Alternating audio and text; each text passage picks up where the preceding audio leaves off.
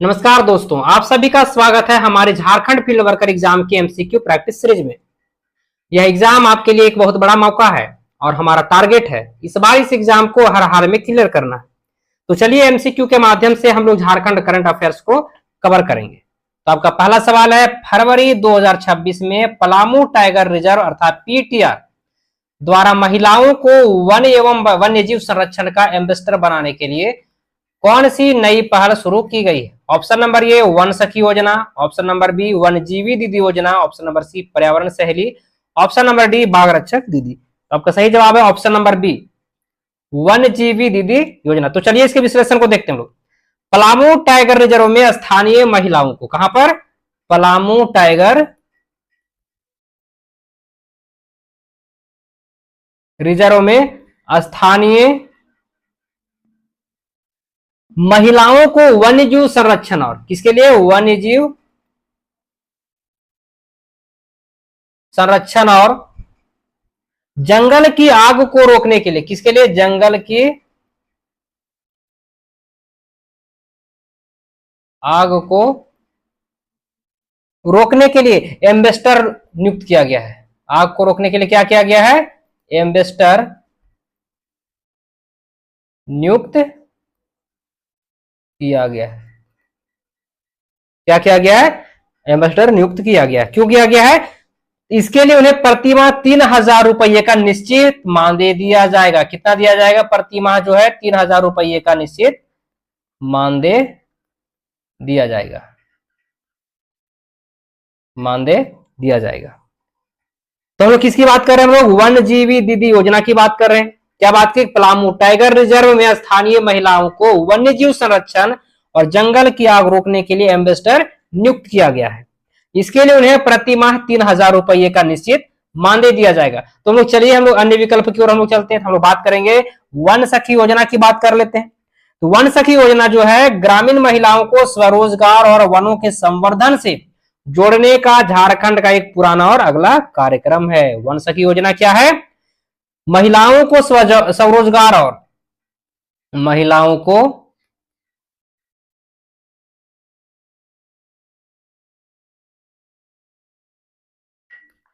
स्वरोजगार और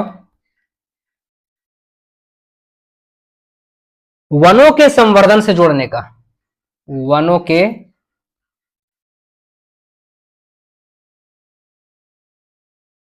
संवर्धन से जोड़ने का झारखंड का एक पुराना अलग क्या एक प्रकार से एक कार्यक्रम है। कौन सा? तो वन सखी योजना।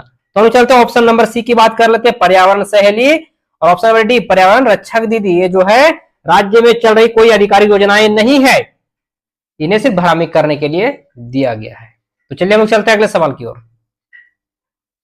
अगला सवाल कहता है, झारखंड सरकार द्वारा पेश किए गए अबुआ बजट 2025-26 का कुल बजट आकार कितना है?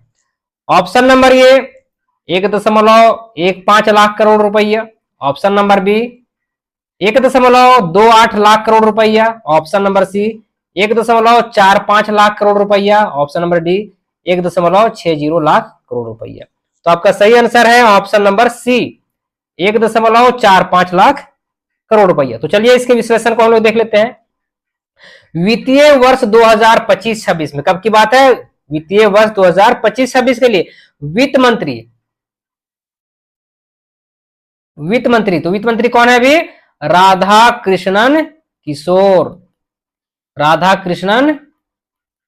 किशोर द्वारा पेश किया गया यह अब तक का झारखंड का सबसे बड़ा बजट है। सबसे बड़ा बजट कहां का? झारखंड का सबसे बड़ा बजट है, जिसे जन कल्याणकारी योजनाओं पर केंद्रित किया गया। किस लिए? जन कल्याणकारी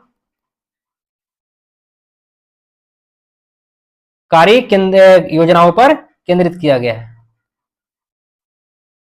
योजनाओं पर केंद्रित किया गया। तो आप लोग कमेंट्स बॉक्स में बताइएगा कि अभी वर्तमान में भारत में यानी केंद्र सरकार में भारत का वित्त मंत्री कौन है। तो हम चलते हैं अन्य विकल्प की हम लोग विश्लेषण को देख लेते हैं। हम लोग ऑप्शन नंबर ए यानी कि 1.15 लाख करोड़ रुपए की लोग बात करते हैं। यह राशि जो है झारखंड सरकार के, कब का? झारखंड सरकार के देखा जाए तो वित्तीय वर्ष 2023-24 वित्तीय वर्ष 2023-24 के बजटीय आकार को दर्शाती है, के बजटीय आकार को दर्शाती है। ऑप्शन नंबर बी की हम लोग बात कर लेते हैं। हम लोग 1.28 लाख करोड़ रुपए, ये जो है पिछले वित्तीय वर्ष 2024-25 के दौरान पेश किए गए बजट का क्या ये कुल आकार था। तब यहां बच जाता option number D 1.60 lakh crore रुपया। ये जो है केवल एक प्रकार से देखा जाए तुलनात्मक एक प्रकार से एक काल्पनिक आंकड़ा दिया गया है। क्या दिया गया है? एक काल्पनिक आंकड़ा दिया गया है। तो चलिए हम लोग चलते हैं अगले सवाल की ओर। अगला सवाल आपका कहता है बजट 2025-26 में झारखंड सरकार ने महिला एवं बाल विकास कल्याण के लिए कितनी राशि आवंटित की गई। ऑप्शन नंबर ए 15,000 करोड़ रुपया, ऑप्शन नंबर बी 22,023 करोड़ रुपया, ऑप्शन नंबर सी 10,500 करोड़ रुपया, ऑप्शन नंबर डी 18,250 करोड़ रुपया। तो आपका सही जवाब है 22,023 करोड़ रुपया, ऑप्शन नंबर बी। तो चलिए हम इसके विश्लेषण को देखते हैं। इस बजट में महिला सशक्तिकरण, कुपोषण निवारण और शिशु स्वास्थ्य योजनाओं को सर्वोच्च प्राथमिकता देते हुए इस रिकॉर्ड राशि का प्रावधान किया गया है। किसके किसके प्रति? तो महिला सशक्तिकरण, महिला सशक्तिकरण, महिला सशक्तिकरण, कुपोषण निवारण,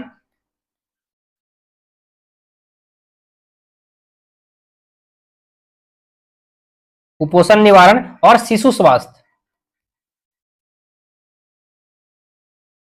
और शिशु स्वास्थ्य।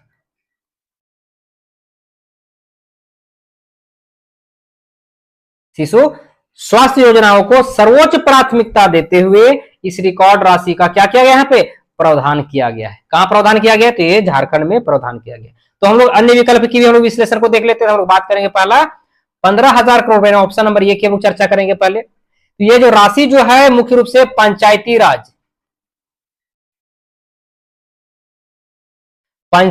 राज और ग्रामीण विकास विभाग की और ग्रामीण विकास विभाग की बुनियादी ढांचागत विकास योजनाओं को ये क्या एक प्रकार से व्यय के करीब है। तो हम लोग ऑप्शन नंबर सी की बात करते हैं। 10,500 करोड़ की भी हम लोग चर्चा कर लेते हैं। 10,500 करोड़ जो है यह कृषि मुख्यमंत्री कृषि ऋण माफी योजना और राज्य की बड़ी सिंचाई परियोजनाओं के लिए संयुक्त बजटीय आवंटन का क्या है? हिस्सा है। किसके लिए? कृषि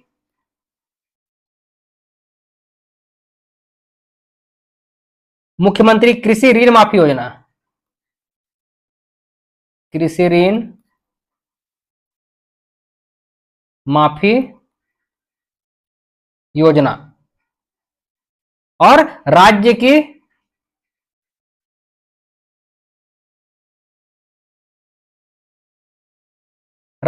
बड़ी सिंचाई परियोजनाओं के लिए। किसके लिए? राज्य की बड़ी सिंचाई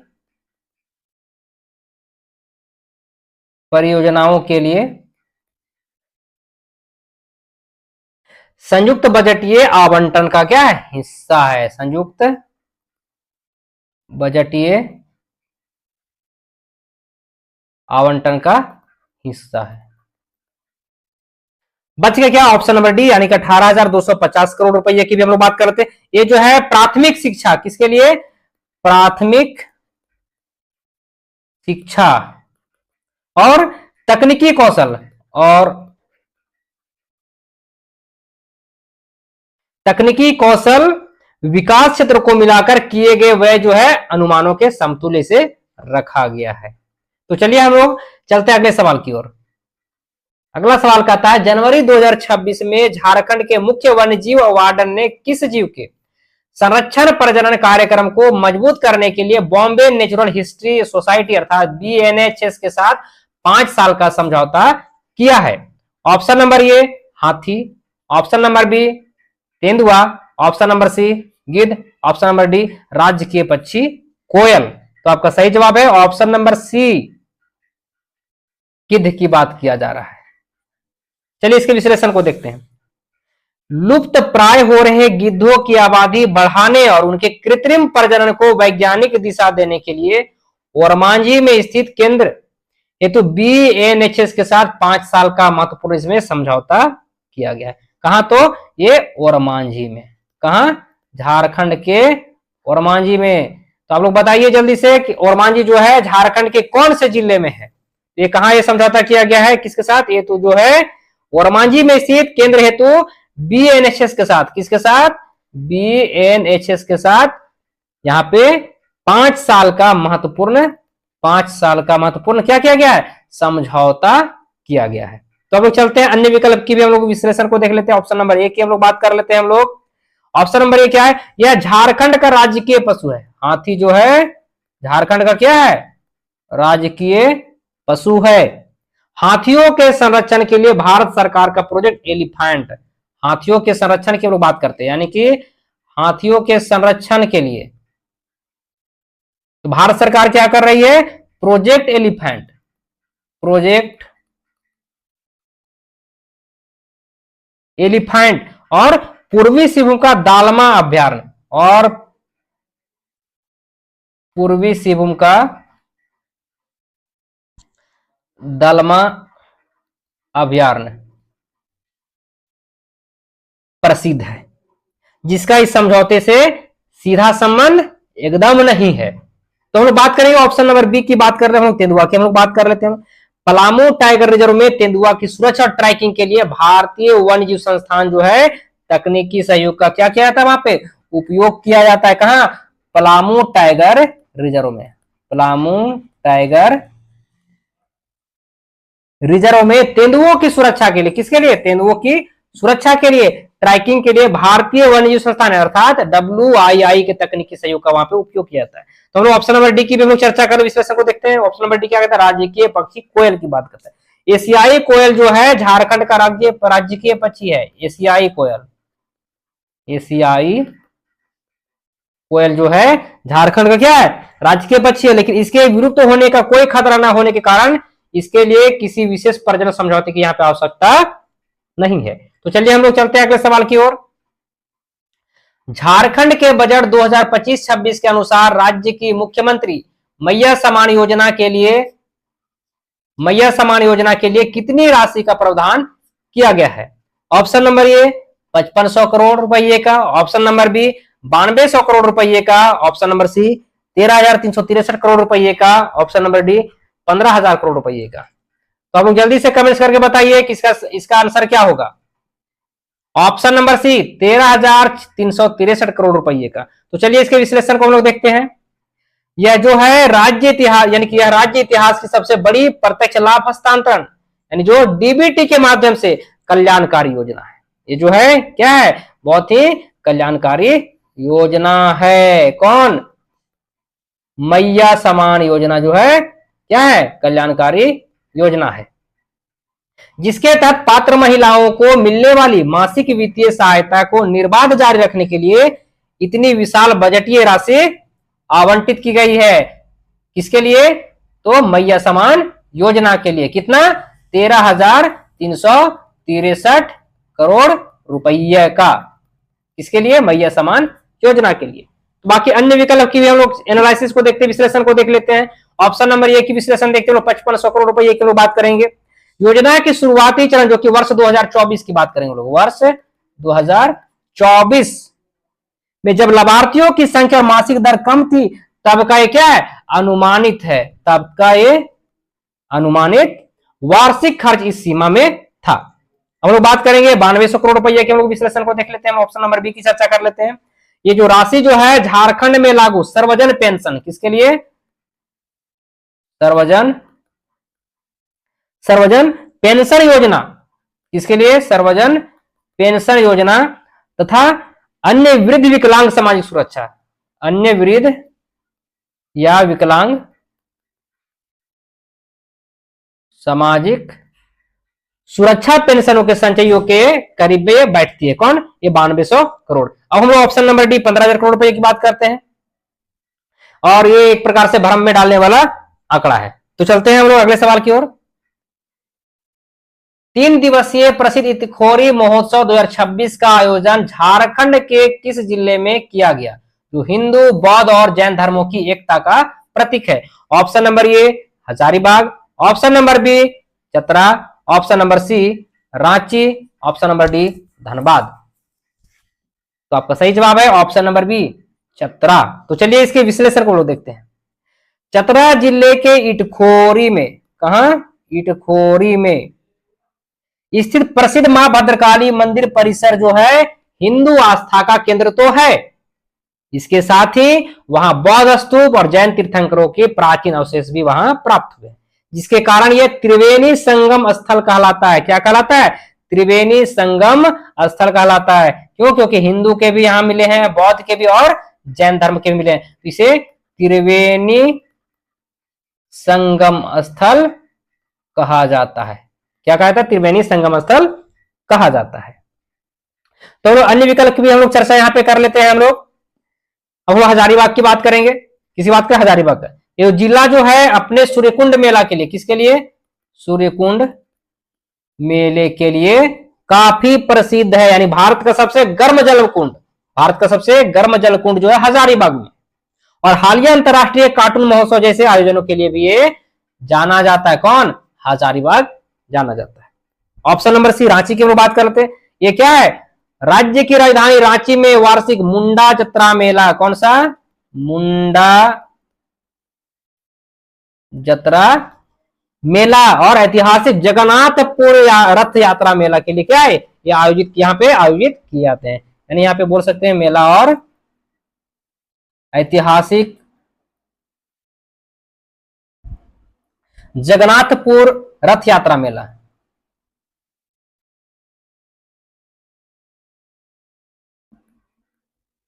रथ यात्रा मेला के लिए क्या है? प्रसिद्ध है। हम ऑप्शन नंबर डी की बात करते हैं, धनबाद की बात कर लेते हैं। इसे इसे कोयला नगरी भी कहा जाता है। क्या कहा जाता है? कोयला नगरी भी कहा जाता है। और यह पर्यटन के लिहाज से मैथन डैम, पर्यटन के हिसाब से देखे तो, पर्यटन के हिसाब से देखे तो मैथन डैम और पंचेत डैम और तोपचाची झील और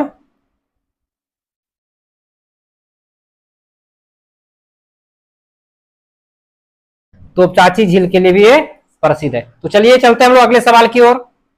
अगला सवाल आपका कहता है, जनवरी 2026 में झारखंड उच्च न्यायालय ने राज्य में पेशा नियम 2025 लागू होने के बाद किस गतिविधि पर लगी रोक को हटा दिया है?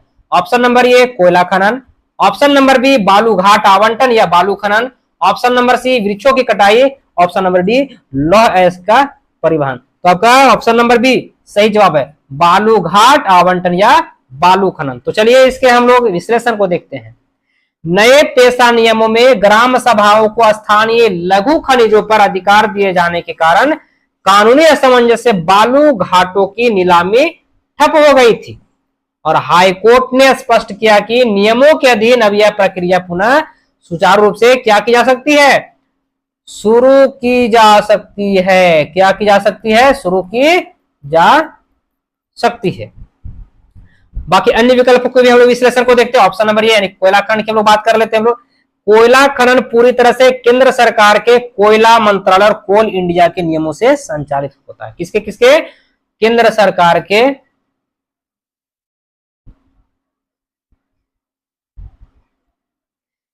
सरकार के कोयला मंत्रालय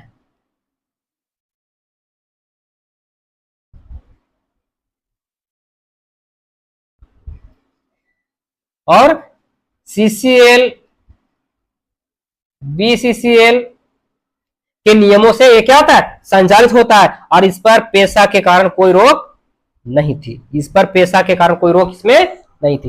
हम लोग बात करते हैं ऑप्शन नंबर सी, वृक्षों की कटाई की लोग बात करते हैं। यानी वनों में व्यवसायिक स्तर पर पेड़ों की कटाई पर केंद्रीय वन संरक्षण अधिनियम के कड़े नियम लागू होते हैं, न कि स्थायी पेशा नियमावली की। यहाँ पे वृक्षों की कटाई में किसका यहाँ पे अधिनियम यहाँ पे लागू होगा? वन संरक्षण अधिनियम, वन संरक्षण अधिनियम, वन संरक्षण अधिनियम यहाँ पे लागू होंगे, ना कि यहाँ पे पेशा अधिनियम यहाँ पे लागू होगा। ऑप्शन नंबर डी की बात करते हैं हम लोग, लॉ अयस्क का परिवहन, लॉ अयस्क का परिवहन। यानी कि यह मुख्य रूप से पश्चिमी सिंहभूम यानी कि चाईबासा, पश्चिमी सिंहभूम यानी कि चाईबासा के खनन क्षेत्रों से जुड़ा है। किसके? चाईबासा के खनन क्षेत्रों से ये जुड़ा हुआ है, जो पर्यावरण स्वीकृति और एनजीटी के नियमों से नियंत्रित होता है। किसके? एनजीटी के नियमों से क्या होता है? नियंत्रित होता है, ना कि ये पेशा अधिनियम से नियंत्रित होता है। तो चलिए हम लोग चलते हैं अगले सवाल की ओर। अगला सवाल आपका कहता है, झारखंड सरकार के आर्थिक सर्वेक्षण 2024-25 के अनुसार वित्तीय वर्ष 2023-24 में स्थिर मूल्यों पर राज्य की आर्थिक विकास दर कितनी दर्ज की गई है? Option number A 6.5%, option number B 7.7%, option number C 8.2%, option number D 10.7%। तो आपका सही जवाब है ऑप्शन नंबर बी 7.7%। तो चलिए इसके विश्लेषण को हम लोग देखते हैं। आधार वर्ष 2011-12 के कीमतों को मानक मानकर बिना महंगाई के प्रभाव के निकाली गई जो है राज्य की वास्तविक आर्थिक विकास दर 7.7% रही है। तो यहाँ पे रियल ग्रोथ रेट जो है कितना रही है? 7.7% रही है। रियल ग्रोथ रेट जो है कितना है? 7.7% है। लेकिन ये आधार वर्ष कब का मान के चला गया है? 2011 और 12 का। तो चलिए हम लोग अन्य विकल्प की भी हम लोग क्या कर लेते हैं, विश्लेषण को देख लेते हैं। ये जो हम लोग 6.5% को हम लोग देख रहे हैं, ऑप्शन नंबर ए 6.5% और ऑप्शन नंबर सी 8.2%। ये जो दोनों जो है कौन कौन? ए और सी, ये दोनों जो है कह सकते हैं कि पूर्ववर्ती वर्षों या राष्ट्रीय स्तर पर विभिन्न तिमाहियों में दर्ज की गई एक प्रकार से तुलनात्मक विकास दरें हैं। क्या है? तुलनात्मक विकास दरें, तुलनात्मक विकास दर है। बात कर लेते हैं हम लोग ऑप्शन नंबर डी की बात करते हैं, 10.7% की लोग बात करते हैं। ये जो है तात्कालिक बाजार मूल्यों और महंगाई सूचकांक को जोड़कर निकाली गई वर्तमान मूल्यों पर, यानी वर्तमान मूल्यों पर विकास दर है। क्या है? विकास दर है।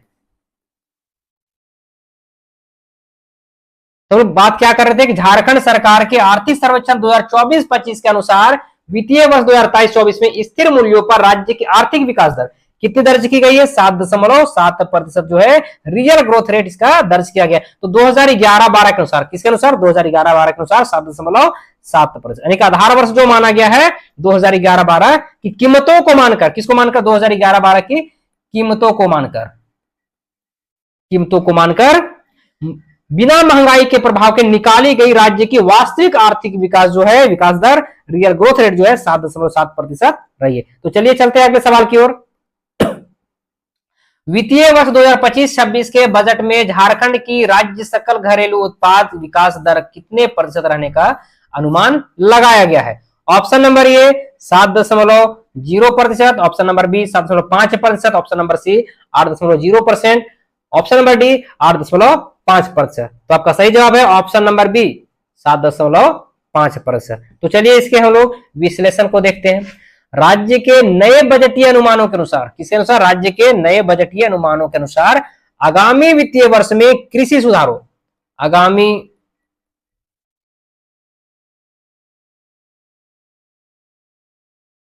वर्ष में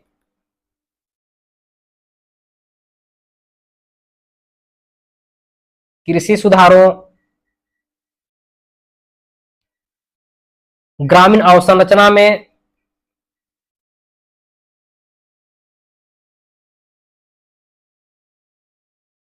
निवेश और विनिर्माण, निवेश और विनिर्माण गतिविधियों में तेजी की बदौलत राज्य जो है 7.5% की दर से क्या करेगा? बढ़ेगा। राज्य कौन?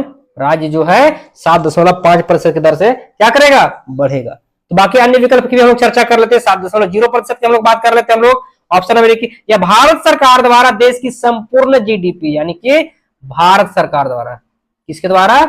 भारत सरकार द्वारा, ठीक है, संपूर्ण जीडीपी, संपूर्ण जीडीपी वृद्धि दर के लिए लगाए गए औसत अनुमान के काफी क्या है, करीब है। कौन? 7.0%। तो चलिए हम लोग ऑप्शन नंबर सी की बात कर लेते हैं और डी दोनों एक साथ बात करेंगे। 8.0% और 8.5% की लोग बात करते हैं। ये जो है दीर्घकालिक विजन औद्योगिक नीति 2021 के पूर्ण क्रियान्वयन के बाद हासिल किए जाने वाले एक प्रकार से कहा जा सकता है महत्वाकांक्षी एक लक्ष्य है। किसके लिए? विजन और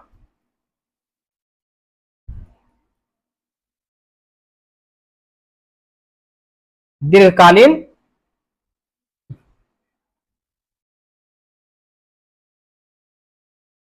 ये क्या है? दीर्घकालीन विजन और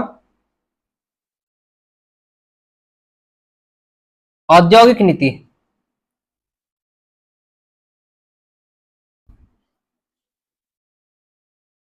औद्योगिक नीति 2021 के पूर्ण 2021 के पूर्ण क्रियान्वयन के बाद हासिल किए जाने वाले एक प्रकार से महत्वाकांक्षी लक्ष्य है। तो हम लोग क्या बात कर रहे थे कि वित्तीय वर्ष 2025-26 के बजट में झारखंड की राज्य सकल घरेलू उत्पाद अर्थात जीएसडीपी विकास दर कितने प्रतिशत रहने का अनुमान लगाया गया है? तो 7.5% रहने का अनुमान लगाया गया है। तो चलिए हम लोग चलते हैं अगले सवाल की ओर।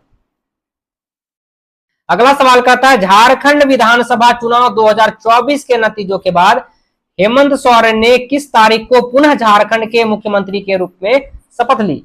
ऑप्शन नंबर ए 15 नवंबर 2024, ऑप्शन नंबर बी 20 नवंबर 2024, ऑप्शन नंबर सी 28 नवंबर 2024, ऑप्शन नंबर डी 1 दिसंबर 2024। तो आपका सही जवाब है ऑप्शन नंबर सी 28 नवंबर 2024। तो चलिए इसके विश्लेषण को लोग देखते हैं। 23 नवंबर 2024 23 नवंबर 2024 को चुनाव परिणाम घोषित होने के बाद, यानी 23 नवंबर 2024 को क्या होता है?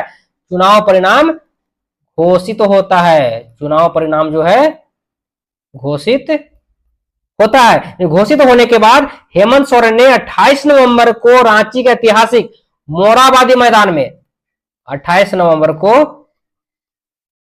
कहां पर? मोरहाबादी मैदान में भव्य समारोह में झारखंड के मुख्यमंत्री के रूप में अपनी चौथी पारी की शपथ ली। कितने? चौथी बार चौथी पारी की क्या करेगी? शपथ लेगी या शपथ ली। हम लोग अब एक एक जो अन्य जो विकल्प जो बचा हुआ है उसकी भी हम विश्लेषण को लोग देख लेते हैं। बात करेंगे ऑप्शन नंबर ए की, हम लोग बात करते हैं 15 नवंबर 2024 की बात करते हैं हम लोग। इस तिथि को झारखंड राज्य स्थापना दिवस, इस तिथि को, तिथि की हम बात कर रहे हैं 15 नवंबर, इस तिथि को झारखंड राज्य स्थापना दिवस, झारखंड राज्य स्थापना दिवस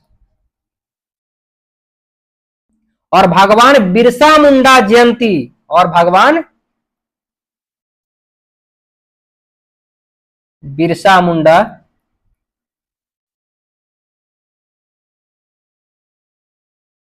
जयंती यानी कि जनजातीय गौरव दिवस है, इसको बोल सकते हैं जनजातीय गौरव दिवस, जनजातीय गौरव दिवस के रूप में बड़े पैमाने पर मनाया जाता है। तो ऑप्शन नंबर बी की बात कर लेते हैं, 20 नवंबर 2024 की बात कर लेते हैं। इस विशेष तिथि को झारखंड विधानसभा चुनाव, झारखंड विधानसभा चुनाव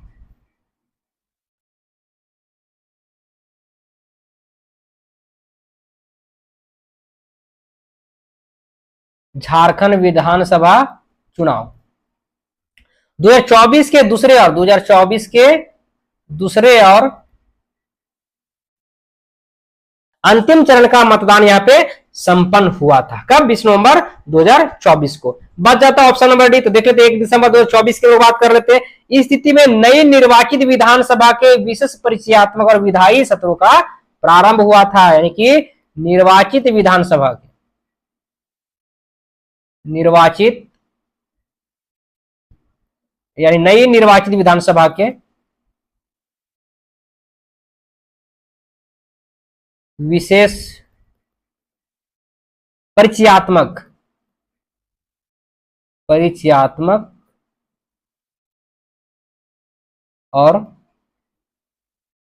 विधायी सत्रों का क्या हुआ था? प्रारंभ हुआ था। तो सवाल क्या था आपका, झारखंड विधानसभा चुनाव 2024 के नतीजों के बाद हेमंत सोरेन ने किस तारीख को पुनः झारखंड के मुख्यमंत्री के रूप में शपथ ली? तो 28 नवंबर 2024 को उन्होंने शपथ लिया, क्योंकि 28 नवंबर 2024 को चुनाव परिणाम घोषित हुआ था और 28 नवंबर को मोरहाबादी मैदान में चौथी पारी की शपथ उन्होंने ली। किन्होंने? हेमंत सोरेन ने ली। तो चलिए हम लोग चलते हैं अगले सवाल की ओर, हम लोग चलते हैं। अगला सवाल का था, झारखंड विधानसभा चुनाव 2024 में इंडिया गठबंधन ने 81 सीटों में से कुल कितनी सीटों पर जीत दर्ज की थी? ऑप्शन नंबर ए 45 सीटें, ऑप्शन नंबर बी 52 सीटें, ऑप्शन नंबर सी 56 सीटें, ऑप्शन नंबर डी 61 सीटें। तो आपका सही जवाब है ऑप्शन नंबर सी 56 सीटें। कितने? 56 सीटें। तो चलिए इसके विश्लेषण को देखते हैं। 81 सदस्यीय विधानसभा में जेएमएम, कांग्रेस, राजद और सीपीआई के महागठबंधन ने प्रचंड बहुमत प्राप्त किया, जिसमें झारखंड मुक्ति मोर्चा के लिए 34 सीटें जीतकर सबसे बड़ी पार्टी बनी। तो झारखंड मुक्ति मोर्चा जेएमएम को कितना मिला था? 34 सीटें मिली। कितने मिली? 34 सीटें। और 81 सदस्य विधानसभा में कौन कौन शामिल थे? जेएमएम शामिल था, जेएमएम और कांग्रेस और राजद और सीपीआई। तो इसे यदि बात करें इंडिया की, यदि बात किया जाए तो उसमें आप पार्टी भी साथ में शामिल हो जाएगा। तो इसने प्रचंड बहुमत प्राप्त किया, जिसमें झारखंड मुक्ति मोर्चा जो है अकेले कितना? 34 सीटें जीतकर सबसे बड़ी पार्टी बनी थी। तो हम लोग अन्य विकल्प की भी हम लोग विश्लेषण को देख लेते हैं। हम लोग अब 45 सीटें की हम लोग बात करते हैं, ऑप्शन नंबर ए की बात करते हैं। तो सरकार बनाने के लिए जादुई आंकड़ा कितना है? 42 है। 81 में कितना चाहिए? 42 चाहिए। कितना चाहिए? 42 चाहिए। जादुई आंकड़ा कितना? 42 है। और 45 सीटें वर्ष 2019 के विधानसभा चुनाव में गठबंधन के शुरुआती प्रदर्शन के आसपास थी। कब? 2019 में देखा गया 45 सीटें। कितना? 45 सीटें जो है वर्ष 2019 के विधानसभा चुनाव में गठबंधन के शुरुआती प्रदर्शन के आसपास थी। हम लोग बात करें 52 सीटें की बात करते हैं, ऑप्शन नंबर बी की बात करते हैं। यह विभिन्न मीडिया घरानों के एग्जिट पोल्स था। क्या था ये? एक प्रकार से एग्जिट पोल्स था। किसके द्वारा? मीडिया के द्वारा, जो कि अनुमान लगाते रहते हैं फलाना पार्टी का बनेगा, चिलाना पार्टी का बनेगा। तो क्या है? एग्जिट पोल्स द्वारा गठबंधन को दिया गया क्या था? एक औसती चुनावी अनुमान था। ऑप्शन नंबर डी की बात करते हैं, 61 सीटें की भी हम लोग बात कर लेते हैं। ये चुनाव प्रचार के दौरान सत्तारूढ़ गठबंधन द्वारा दावा किया गया क्या था? एक प्रकार से राजनीतिक लक्ष्य था, राजनीतिक लक्ष्य था। लेकिन वास्तविक सीट संख्या कितनी रही? 56 ही रही। वास्तविक में कितना? वास्तविक संख्या 56 ही रही। तो चलिए हम लोग चलते हैं अगले सवाल की ओर।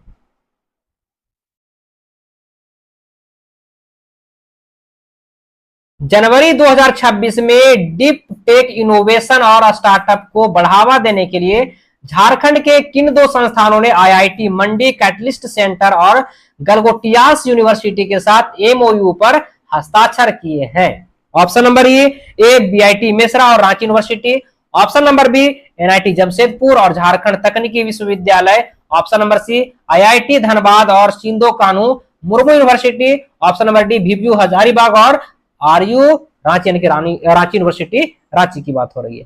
तो आपका सही जवाब है option number B NIT Jamshedpur और झारखंड तकनीकी विश्वविद्यालय, ये आपका सही जवाब है। तो चलिए हम इसके विश्लेषण को देख लेते हैं। कोल्हान क्षेत्र और संपूर्ण राज्य के तकनीकी छात्रों को आर्टिफिशियल इंटेलिजेंस के लिए, किसके लिए? आर्टिफिशियल इंटेलिजेंस और डीप टेक स्टार्टअप्स के लिए राष्ट्रीय स्तर की मेंटरशिप और सीड फीडिंग दिलाने के लिए जनवरी 2026 में, कब? जनवरी 2026 में यह ऐतिहासिक साझेदारी की गई। बाकी अन्य विकल्प की भी हम लोग विश्लेषण को देख लेते हैं। बीआईटी मेसरा रांची यूनिवर्सिटी की भी हम लोग बात करते हैं। बीआईटी मेसरा जो है एक निजी संस्थान है, यानी ये एक प्रकार से क्या है? एक निजी संस्थान है। कौन है निजी संस्थान? बीआईटी मेसरा जो है क्या है? निजी संस्थान है। बीआईटी मेसरा क्या है? निजी संस्थान है। निजी संस्थान है। कौन? बीआईटी मेसरा। और जिसका स्वयं का एक सुदृढ़ और स्वतंत्र इंक्यूबेशन सेंटर भी है, टीबीआई जो है पहले से क्या है? कार्यरत है। हम लोग बात करते हैं ऑप्शन नंबर सी की बात करते हैं, आईआईटी धनबाद की बात करते हैं। यह केंद्रीय शिक्षा मंत्रालय के अधीन आता है। किसके अधीन आता है? ये केंद्रीय शिक्षा मंत्रालय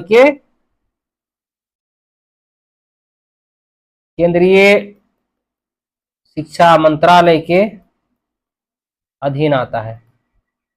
कौन? आईआईटी या आईएसएम धनबाद की बात कर रहे हैं हम लोग।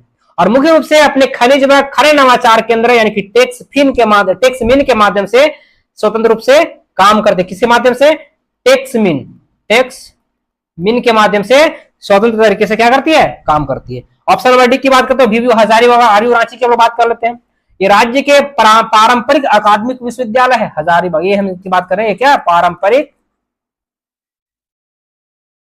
अकादमिक विश्वविद्यालय है, अकादमिक विश्वविद्यालय है, जहां अत्यधिक डीप टेक रिसर्च के बजाय सामान्य कौशल विकास कार्यक्रम यहाँ पे संचालित होती है। तो आपका सवाल था जनवरी 2026 में डीप टेक इनोवेशन और स्टार्टअप को बढ़ावा देने के लिए झारखंड के किन दो संस्थानों ने आईआईटी मंडी, कैटलिस्ट सेंटर और गलगोटियास यूनिवर्सिटी के साथ एमओयू पर हस्ताक्षर किए हैं? तो ऑप्शन नंबर बी आपका सही जवाब है। एनआईटी जमशेदपुर और झारखंड तकनीकी विश्वविद्यालय जेयूटी की हम लोग बात कर रहे हैं।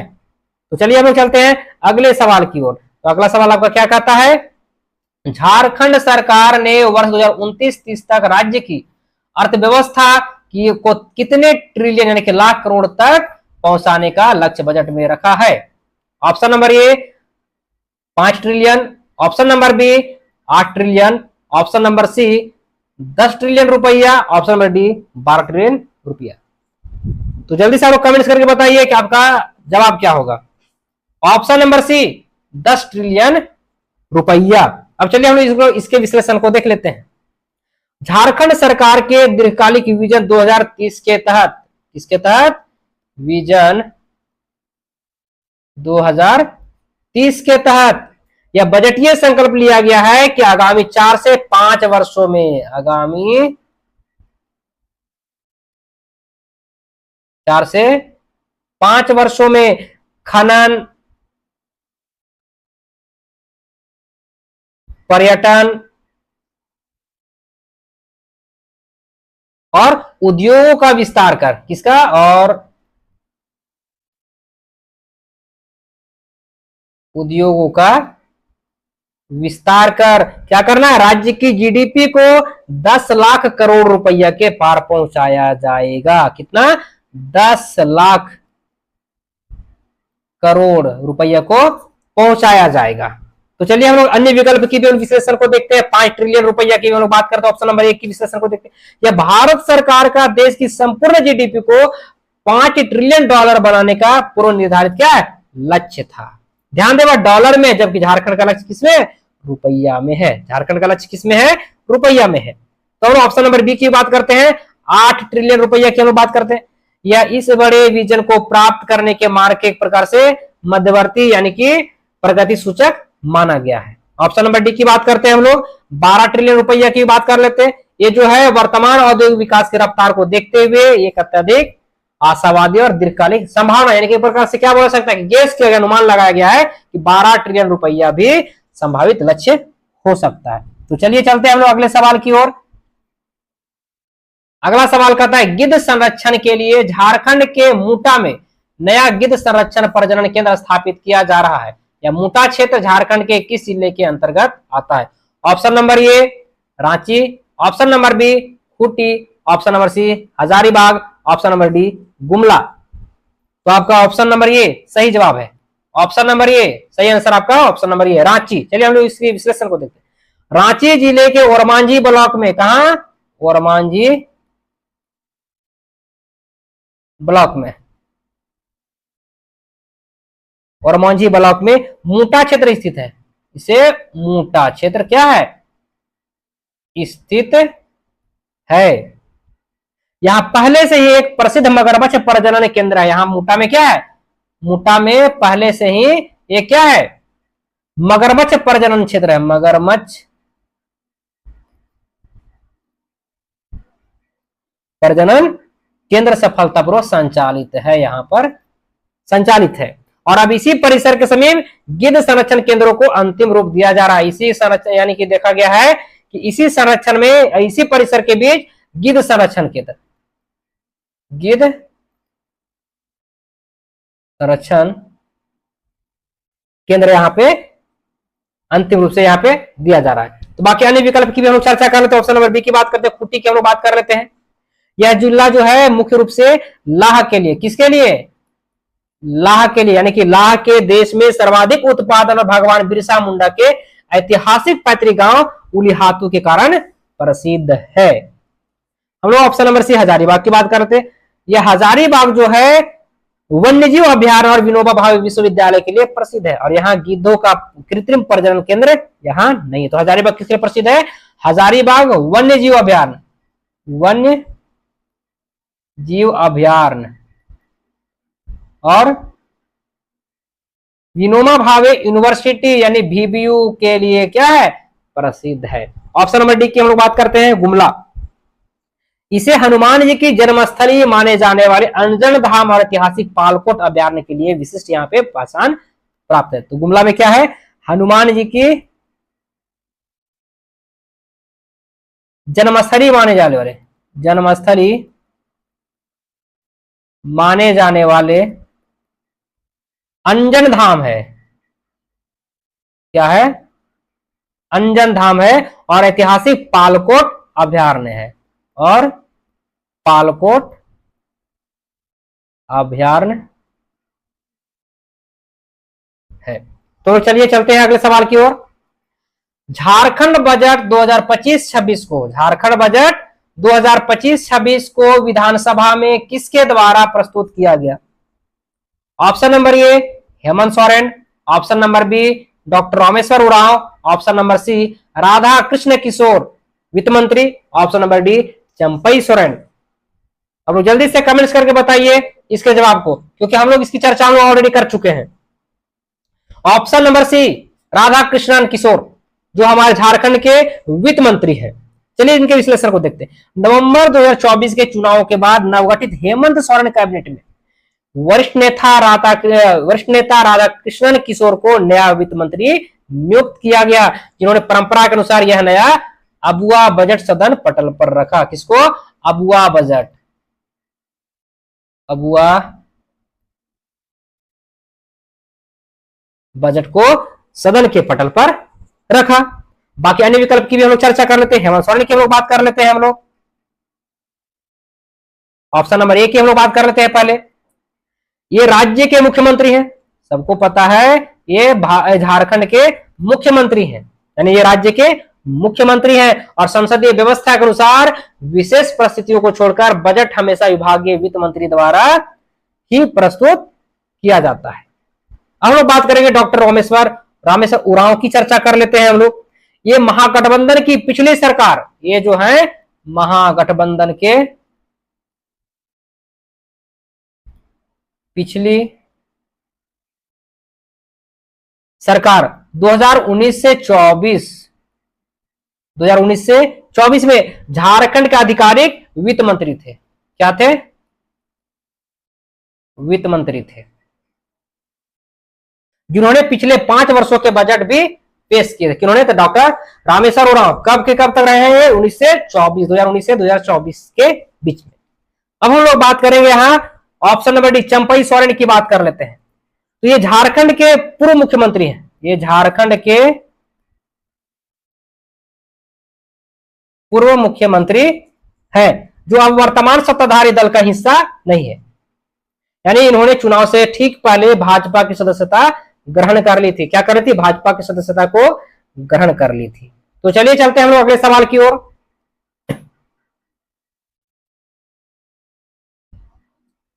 झारखंड सरकार की वनजीवी दीदी योजना के तहत प्रशिक्षित की जाने वाली महिलाओं को प्रति माह कितने रुपये का मानदेय दिया जाएगा?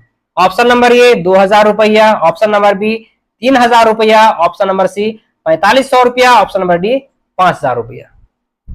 तो आपका ऑप्शन नंबर बी 3000 रुपया ये सही है, क्योंकि इसका चर्चा हम लोग पिछले सवाल में हम लोग किए हैं। तो एक बार आप लोग उसको पढ़ लीजिएगा, इसके एनालिसिस को आप लोग देख लीजिएगा। तो हम लोग चलते हैं अगले सवाल की ओर। हम लोग चलते हैं।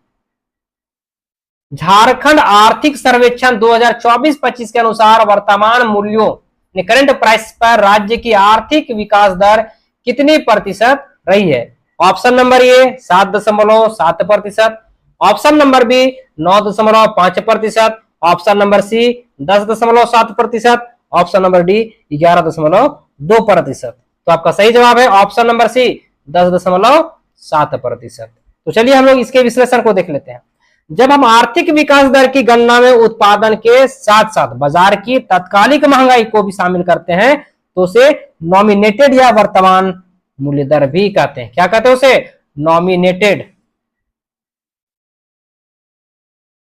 नॉमिनेटेड या वर्तमान मूल्य दर भी कहते हैं। यह दर जो है झारखंड के लिए 10.7% रही है। कितना है? 10.7% रही है, जो दोहरे अंक की वृद्धि दर्शाती। क्या करती है? दोहरे अंक की वृद्धि को दर्शाती है। तो बाकी अन्य विकल्प की भी हम लोग चर्चा कर लेते हैं। ऑप्शन नंबर 7.7% की बात कर लेते हैं हम लोग। ऑप्शन नंबर 1 विश्लेषण को देखते हैं। या राज्य की स्थिर मूल्यों पर, किसके ऊपर? स्थिर मूल्यों पर वास्तविक आर्थिक विकास दर है, जिसे आधार वर्ष 2011-12 से मापा गया है। तो एक बार आप इसको प्रश्न संख्या 8 को एक बार देख लीजिएगा तो समझ में आ जाएगा। अब लोग ऑप्शन नंबर बी की हम लोग बात करते हैं। 9.5% का लोग चर्चा कर लेते हैं। अब हम लोग इसी विश्लेषण को देखते हैं और बी और डी दोनों को एक साथ हम लोग देखें। 9.5% और 11.2%। ये दरें जो है क्रमशः देखा जाए पिछले संशोधित आर्थिक अनुमानों से या पड़ोसी राज्य बिहार के कुछ विशिष्ट औद्योगिक तिमाहियों के तुलनात्मक सूचकांक से मेल खाते हुए नजर आता है। तो आप लोग एक बार देख लीजिएगा इसको। चलते हैं हम लोग अगले सवाल की ओर। देश में केरोसिन तेल यानी कि हम लोग पहले मिट्टी का तेल बोलते थे, माटिक तेल, तो में प्रत्यक्ष लाभ हस्तांतरण योजना को लागू करने वाला भारत का पहला राज्य कौन सा है? Option number A Bihar, option number B Odisha, option number C Jharkhand, option number D Chhattisgarh. तो आपका सही जवाब होना चाहिए ऑप्शन नंबर सी झारखंड। चलिए इसके विश्लेषण को हम लोग देखते हैं।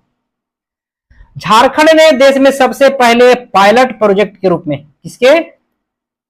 पायलट प्रोजेक्ट के रूप में चतरा जिले से राष्ट्रीय स्तर पर, कहां से? चतरा जिले से राष्ट्रीय स्तर पर मिट्टी के तेल की सब्सिडी को सीधे राशन कार्ड धारकों के बैंक खाते में भेजने की डीबीटी प्रणाली जो है सफलतापूर्वक लागू की थी। कहां पे? झारखंड के चतरा जिले में। कौन सा प्रोजेक्ट के अनुसार? पायलट प्रोजेक्ट के रूप में।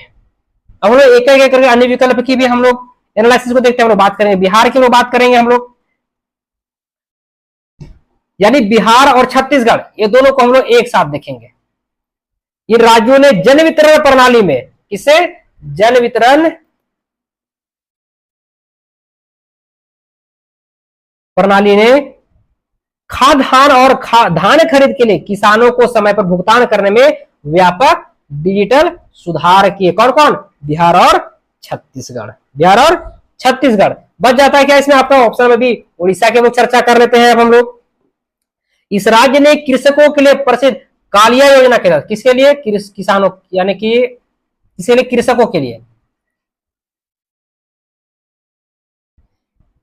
कालिया योजना के तहत। कौन सा योजना? कालिया योजना के तहत सीधे बैंक खातों में सहायता भेजने में देश में एक अनूठा कीर्तिमान इन्होंने स्थापित किया। किन्होंने? ओडिशा। चलिए हम लोग चलते हैं अगले सवाल की ओर। अगला सवाल कहता है झारखंड सरकार की नई नीतियों के अनुसार पेशा अधिनियम के तहत अनुसूचित क्षेत्रों में बालू घाटों के प्रबंधन का अधिकार मुख्य रूप से किसे सौंपने का निर्णय लिया गया? ऑप्शन नंबर ए जिला प्रशासन को, ऑप्शन नंबर बी ग्राम सभाओं को, ऑप्शन नंबर सी राज्य खनिज विकास निगम को, ऑप्शन नंबर डी निजी ठेकेदारों को। तो आपका ऑप्शन नंबर बी सही जवाब होना चाहिए ग्राम सभाओं को। क्या हो जाएगा? ऑप्शन नंबर बी आपका सही जवाब है ग्राम सभाओं को। तो चलिए हम लोग इसके विश्लेषण को देखते हैं। पेशा नियमावली 2025, पेशा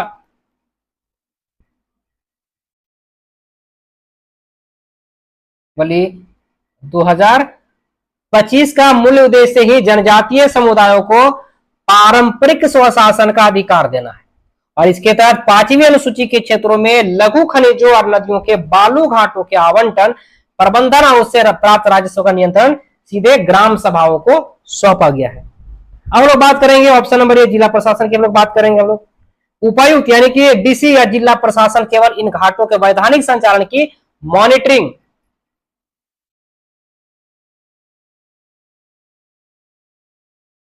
और सुरक्षा व्यवस्था देखेगा। क्या करेगा? मॉनिटरिंग और सुरक्षा व्यवस्था देखेगा। वे ग्राम सभा की अनुमति के बिना मनमाना आवंटन नहीं कर सकते हैं। तो चलिए चलते हैं ऑप्शन नंबर सी की बात करते हैं। राज्य खनिज विकास निगम की हम लोग बात कर लेते हैं, यानी कि जेएसएमडीसी की बात करेंगे हम लोग। किसकी बात करेंगे हम लोग? जेएसएमडीसी की बात करेंगे हम लोग।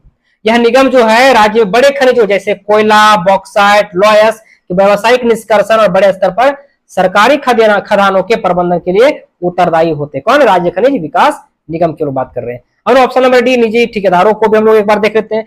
पूर्व की ठेकेदारी व्यवस्था में क्या किया गया? स्थानीय आदिवासियों के शोषण की शिकायतों के कारण ही नई नियमावली में बिचौलियों और बड़े निजी ठेकेदारों के एकाधिकार को यहाँ पे क्या कर दिया जाता है?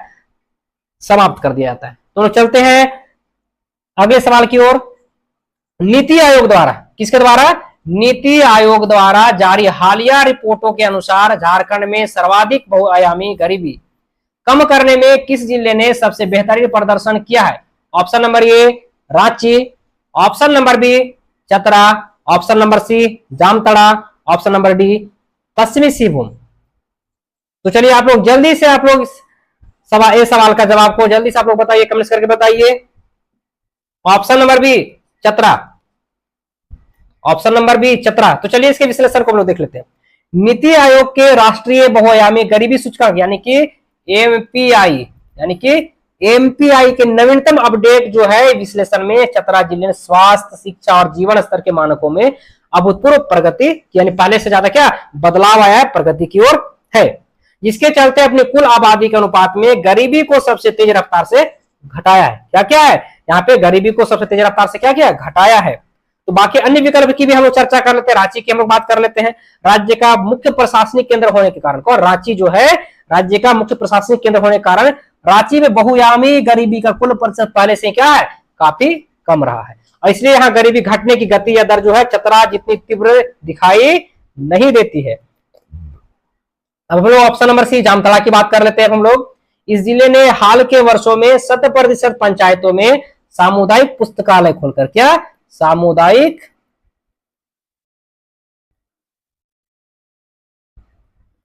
पुस्तकालय खोलकर शिक्षा सूचकांक में बड़ा सुधार किया है। क्या क्या? शिक्षा सूचकांक में बड़ा सुधार किया है, में सुधार किया है। क्या क्या है? सुधार किया है। लेकिन समग्र गरीबी उन्मूलन में चतरा क्या है? शीर्ष पर रहा है, सबसे आगे। और पश्चिमी सिंहभूम की हम लोग बात कर रहे थे, किसकी बात करेंगे? पश्चिमी सिंहभूम। इस क्षेत्रफल में सबसे बड़ा यह जिला प्रचुर खनिज संपदा के बावजूद सुदूर ग्रामीण क्षेत्रों में अति कुपोषण और बुनियादी स्वास्थ्य सुविधाओं के मोर्चे पर अभी भी कड़ा क्या कर रहा है? संघर्ष कर रहा है। तो बस आज इतना ही। आप लोगों को फील्ड वर्क एग्जाम के लिए ऑल द बेस्ट। आप लोग अच्छे से एग्जाम देकर के आइए। सबको बहुत बहुत धन्यवाद।